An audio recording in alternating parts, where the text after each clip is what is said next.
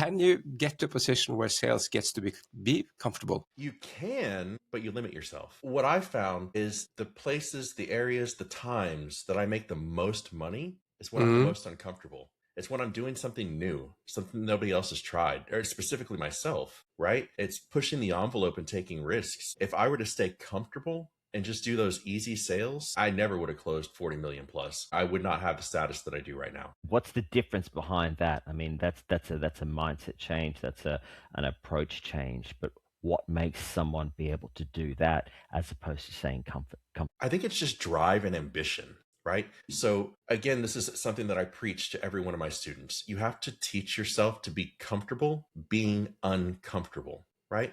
And so when you start negotiations, if you've never done them before, you're going to be wildly uncomfortable, wildly, right? But the more you do it, the more comfortable you become. That doesn't change the fact, though, that some of the tactics you use are by design trying to make other people uncomfortable, and that includes yourself.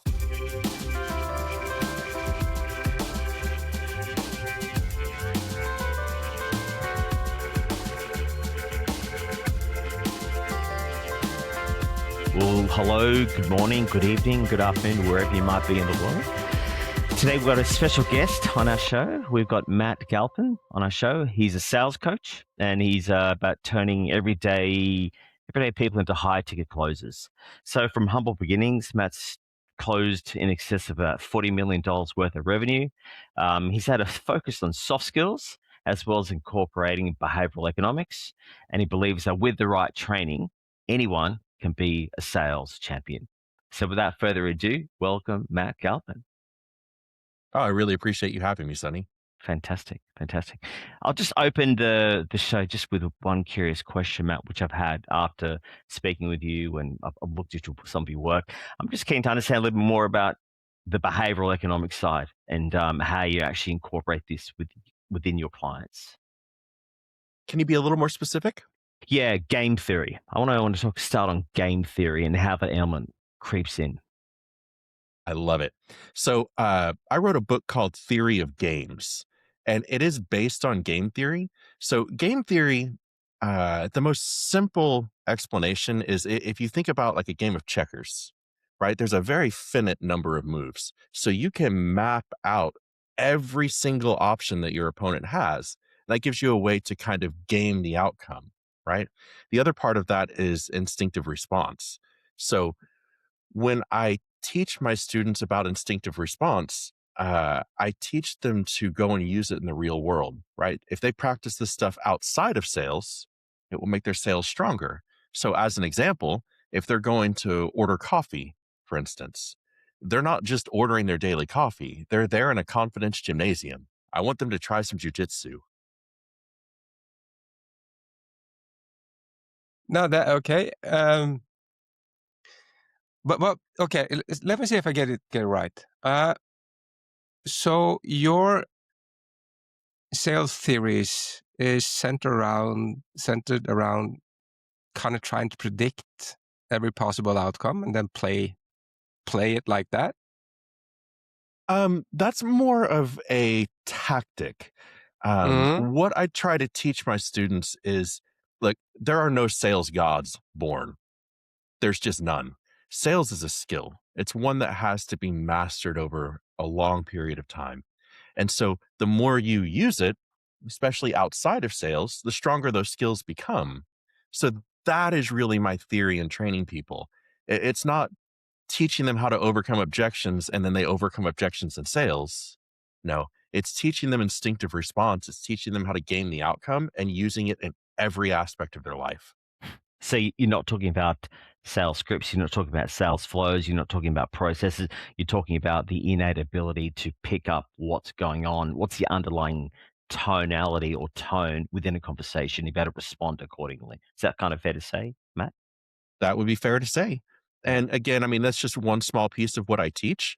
But I think that is the most impactful, especially for people that are newer to sales. So how should anyone listening get into this? Is it by reading the book, or do you have some, I don't know, quick fix, something you can pitch in as a start? I would argue everybody listening to this podcast is already in Mm, sales, even if they're not selling something, right? If you've ever been on a date, try to convince your parents when you were a kid, like which Yeah. chores you shouldn't do, what your bedtime should be. Like everybody's in sales. They just may not realize it Yeah. It's yet. a So sales a thought concept and idea. Everyone is selling something every single day of the week, right? absolutely. So I would argue the best way to get into it is just jump in, be a little uncomfortable. Where so how much of sales is about being uncomfortable? Because, at the end of the day, uncomfortable is to be in places we're not that used to learning all these things. Can you get to a position where sales gets to be comfortable? You can, but you limit yourself. What I found is the places, the areas, the times that I make the most money is when I'm the Mm, most uncomfortable. It's when I'm doing something new, something nobody else has tried, or specifically myself, right? It's pushing the envelope and taking risks. If I were to stay comfortable and just do those easy sales, I never would have closed 40 million plus. I would not have the status that I do right now. What's the difference behind that? I mean, that's a mindset change. That's an approach change. But what makes someone be able to do that as opposed to saying comfortable? I think it's just drive and ambition, right? So again, this is something that I preach to every one of my students. You have to teach yourself to be comfortable being uncomfortable, right? And so when you start negotiations, if you've never done them before, you're going to be wildly uncomfortable, wildly, right? But the more you do it, the more comfortable you become. That doesn't change the fact, though, that some of the tactics you use are by design trying to make other people uncomfortable. And that includes yourself. Yeah, I think this whole our relationship with ambiguity is the new currency these days. Really is how well no, but our relationship is. this kind of reminds me of sports because, as if you were to be a professional athlete, 90% of being a professional athlete is uncomfortable. It's pushing yourself in the gym, training, all these things all the time. And you are on the edge of throwing up at least, I don't know, every game or every race. You always be pushing the limits and pushing the envelopes. And obviously that brings the results as well. So I kind of get where you're coming from. But it's not just that, right? Like, let's say that they finish those games, they've been on the edge of throwing up the entire game, but now they have to do an interview. They're a pro sports player. They're not a public Mm, speaker. They're probably going to feel relatively uncomfortable. But I would argue the more interviews they do, the more familiar people become with them, the more money they make. That's my of point. course. Yeah, and that I see it. So the idea is basically, yeah, to push yourself beyond always. There's always one more step that can be had. Absolutely. That's an interesting theory. Sonny, you are in sales as well, and you Yeah, do a lot of teaching and coaching there. Is this aligned with your experience? I think it's very much aligned. Y- y- you're talking about the analogy about this sports person. They're on the field, giving it their all, and then they've got to stop. They've had a great game, or they've had a terrible game, but then their duties continue with, for example, they've got to give interviews and so forth. Some people, some players have a disposition whereby they are overtly they are extroverts. They're quite comfortable within the media and the communications industry, and others might not be. They're introverted feelers, for example. So that could be a challenging situation, I would imagine, Matt, for those players who have to step up into getting in front of cameras, and putting all their energy out there. Because as we know, some people will lose their energy by being in a public setting, whereas other people will rise to it and they'll suck it all in. And everyone's different. I'm just curious to get your thoughts on that, Matt. I'm not sure that I understand the question.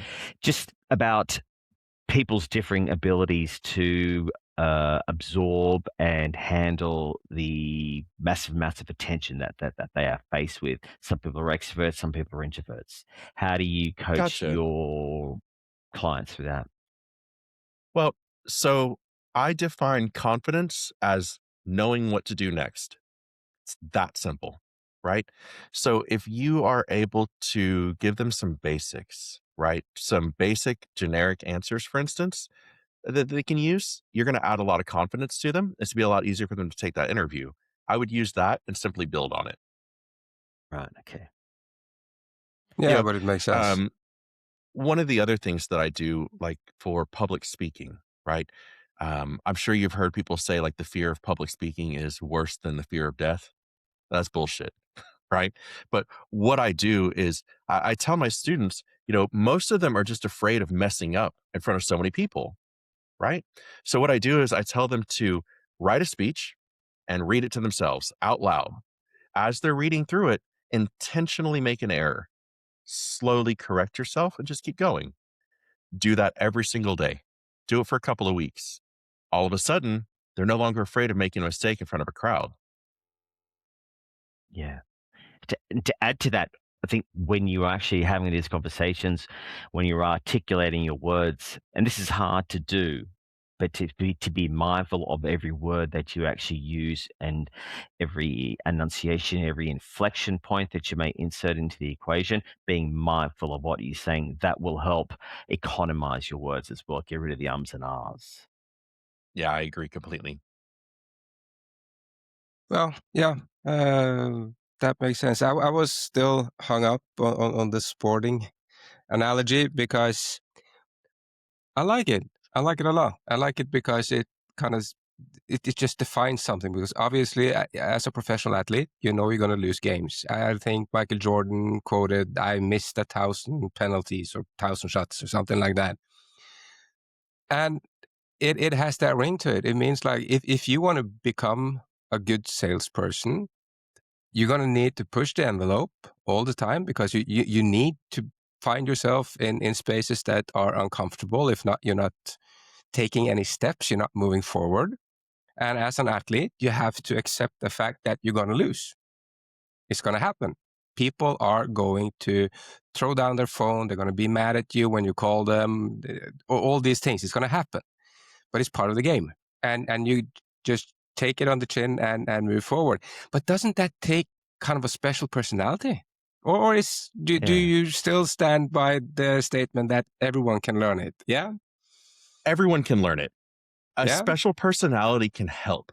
So, a great example. When I got into sales, I was Mhm. 15 years old.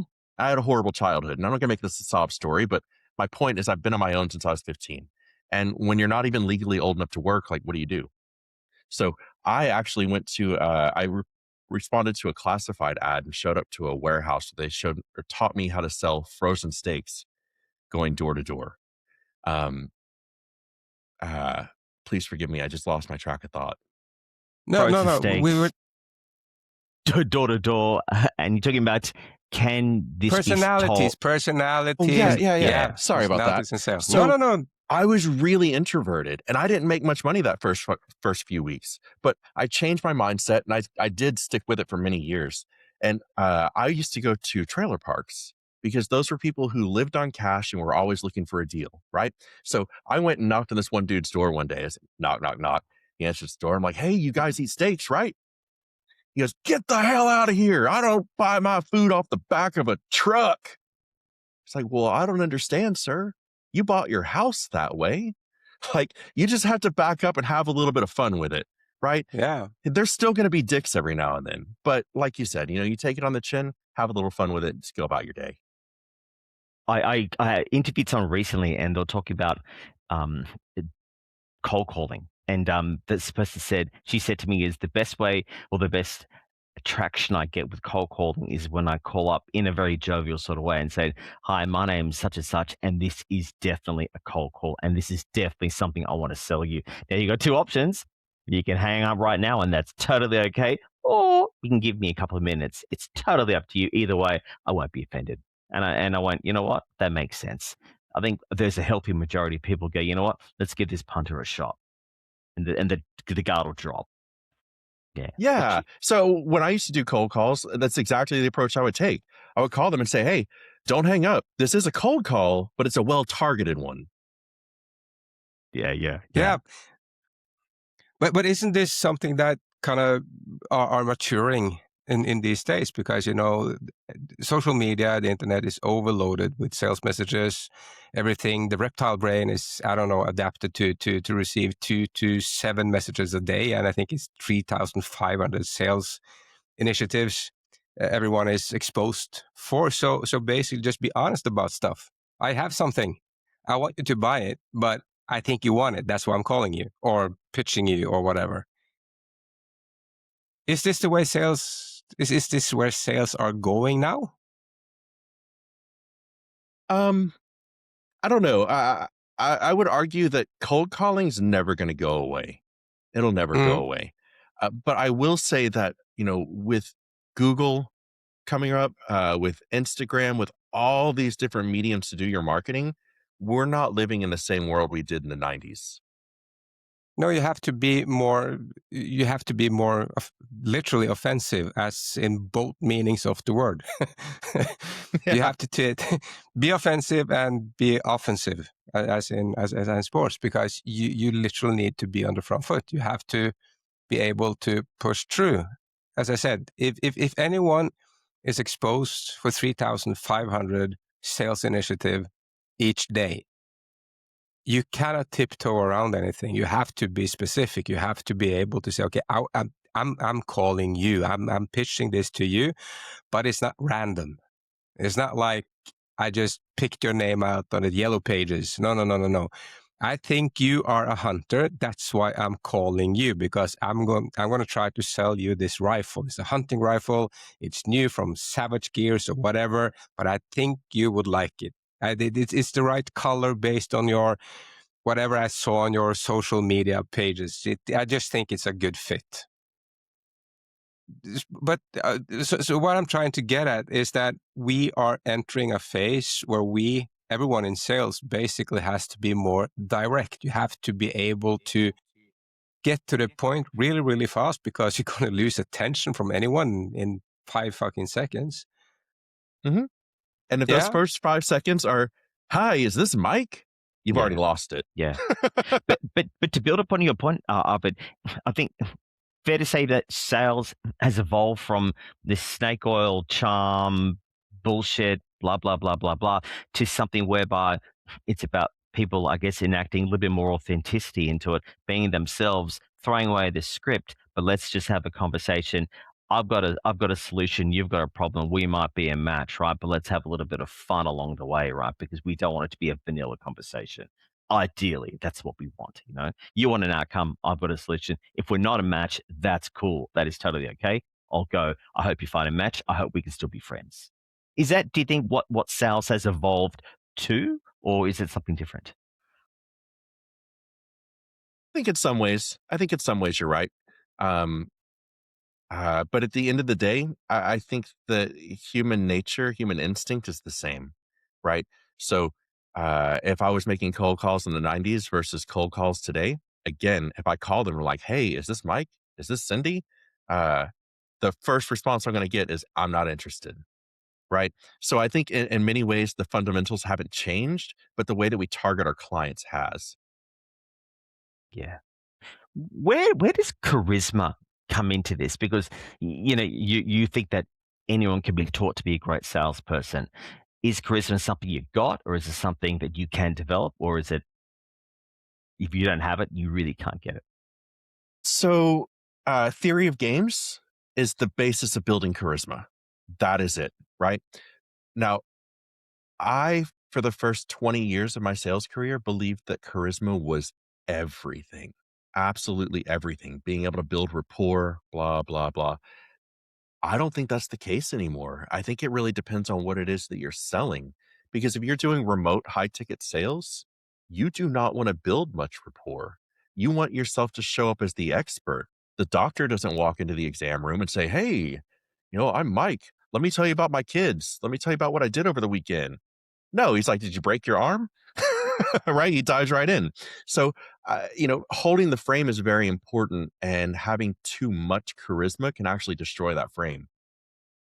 Why so? How so? What's I think behind that's that? important. Because you're trying to become a friend. That's the basics of charisma, right? You're trying to become a friend. And that's not always what's needed in sales.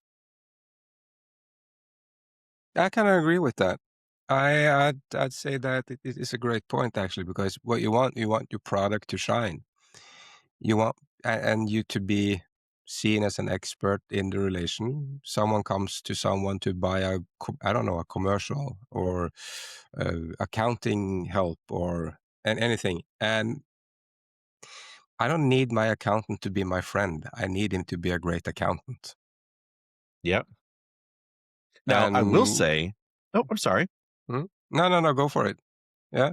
I was going to say, it also kind of depends on what it is that you're selling, Mm. right? Building charisma on a car lot might actually help you a little bit. If you're doing medical device sales, charisma is everything. Everybody knows the research, right? But if you're not able to build and maintain relationships, you're not going to be able to dominate your region. The thing with high ticket sales is these people are very outcomes oriented. Your potential target market is very outcomes orientated. They've got some sort of painful reason why they want this coaching package or this whatever it might be. So they're after a result. Either it's very binary. They got the result, you don't get the result. And the faster they get the result, the better it is for them. So I totally see where you're coming from in things like device sales, medical sales. That's a very much a relationship driven area whereby Yeah. it's a very Me Too industry as well, right? And you may be selling but on hip joints or something like that, and they might be very, very similar to other people, but it's how you can build that rapport and kind of be that person, that go-to person. You're my partner in this. Even if Yeah. the product's not as good, it might be, it's okay, right? But I like doing business with this guy because my patients, I deal with a lot of sick patients every day, and all I get is just shitty stories, and I just get down emotional all the time. When you come in, you perk me up. I kind of like talking with you, hanging out with you. We'll go for have lunch. You're the guy. Yeah. Yeah, when I was in that industry, it was very common for me to be invited to these surgeon kids' birthday parties, right? And it was important because I was able to use that network to grow my regions and whatnot. But again, it's completely different from like high ticket sales or impulse sales, where charisma doesn't really matter too much. Yeah.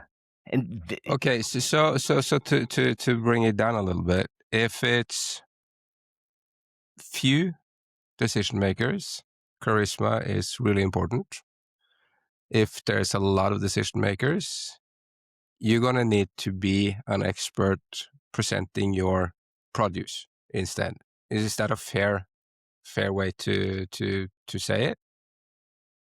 Yeah, I think that's pretty fair. Mm. And it just makes sense, obviously. If you have Yeah, in major corporations, you usually have at least 3 or 4 different decision makers. You have the people that need the produce. You have the person that's responsible for the budget. And then you probably have someone that's responsible for everything that's get bought. And these 3 people have their different needs. The one that wants the product, they want something that gives them an edge, something that can outdo competition. Now, the one that has responsibility for the budget, he needs to know he gets a good deal. A good deal doesn't mean anything off. He just needs to feel he made a good deal. And the people responsible for the purchases, they're going to need to make sure that they're not getting shafted or anything. They're going to need to feel secure that you are a responsible brand, that you have, all your ducks in a row and stuff like that.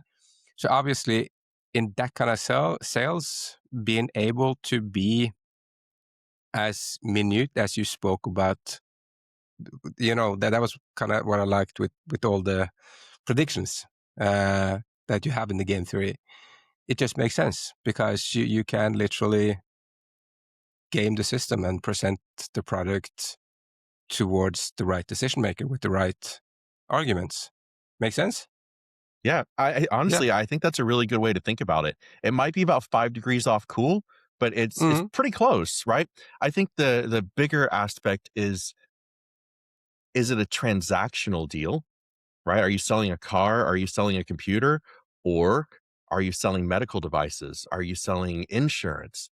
things where you're going to have to maintain contact with this person for years and years and years to make many, many sales over time. That's when you need charisma. That's when you need to be able to build relationships. Can I add a slight a different twist to that? I Please. would argue that the sale starts at the end of the sale, okay? Because it may be a one-off sale to that individual. You think, okay, my job is done. It's a one-off sale. I'll move on to the next point. But they're always going to be a touch point, provided they've had a good experience, they've had a good outcome and good result. There'll always be a rich, fertile ground for future referrals. And I think that's where the relationship actually begins. That's the genesis of the relationship. Definitely important for referrals. No argument there. How important is the brand?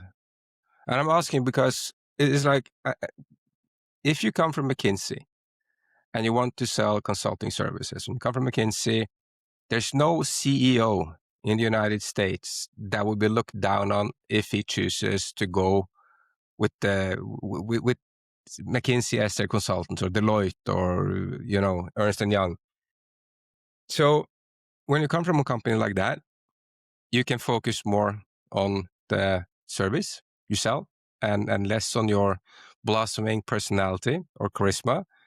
Whereas if you don't come from a strong brand like that, you kind of have to be more. Is that something we can say?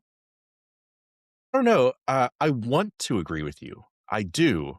It's just not the experience that I've had. And again, please forgive me. I lost my track of thought. What was the original question? If the brand, how important is the brand? So I used to work for a software company. I was the head of sales at a multi-billion-dollar software company, actually. And I started selling for them when they were still a startup. They were like $2.5 million in the hole. They only had maybe a dozen or 2 dozen clients. Now, we were going up against industry giants, IBM, Oracle, those sorts of things. And so when you go and talk to a hospital or a medical school, they have a lot of respect for those bigger names. But at the end of the day, they're not able to be as nimble. They're not able to be as agile as some of those smaller companies. And you can use that to your advantage. So I think that the brand is really important, but on that same token, it's something that can be easily overcome. Because they're doing business with Matt Galpin. Bingo. Not Matt Galpin from IBM. Yeah, Absolutely. It's like I think, in the days where salespeople used to have detail aids and detail pieces where they used to detail from. I think someone said to me a long time ago, he goes, "You're worth 10 million times worth what that detail aid is all about. It's the relationship is about you, not what it says on your card." So I think that's important to really understand. I agree with that too. Yeah. Okay. So guys, we are now pushing the 30-minute mark. So any last thoughts from anyone? Well, let me ask a little differently. What kind of advice would you give to someone that's thinking about going into sales or are in sales today and kind of feel like they have stagnated a little bit? What should they do? 2 things. Number 1, where your head goes, your ass will follow. So you got to get your head right. Okay. Number 2, I'm so sorry, guys. I have horrible PTSD and I have flashbacks and lose my track of thought. Makes no matter. Good advice for new salespeople or? Yeah. So where your head goes, your ass follows. Yeah. And never think smaller than world domination. Now, I'm going to say that again. Never think smaller than world domination. If you're only focused on closing, 10 or 15 people within your region, you're losing the game. You need to think bigger. Good advice. Amazing. Good advice. Amazing. And how about you, Sonny? Some last words from you today? I think the fact that I think your statement about everyone is in sales is so important. A lot of people, a lot of functions in the world will say, well, I don't work in sales. No, everyone does work in sales because we have partners, we have children, we have friends, we have colleagues, et cetera, et cetera. We're always selling something. It's important to be to get in the shoes of that person as well. Be aware to understand what's going to resonate most with that person. Sometimes it is going to be a charisma. Sometimes it is going to be a very direct conversation. You've got a high D as a disc person who's high D. You want an outcome, so you've got to shorten your words. It's all about outcomes, outcomes, outcomes. So just being able to know the person, I think, is the most important thing. That's great advice. Yeah, I agree with both of you. So, but I did love the statement, where your head goes, your ass will follow. That's, that's a good one. So thank you so much, both of you, for participating today, and thank me for participating as well. So I'm going to stop now, and if you guys will hang on for 30 more seconds, I'd appreciate it.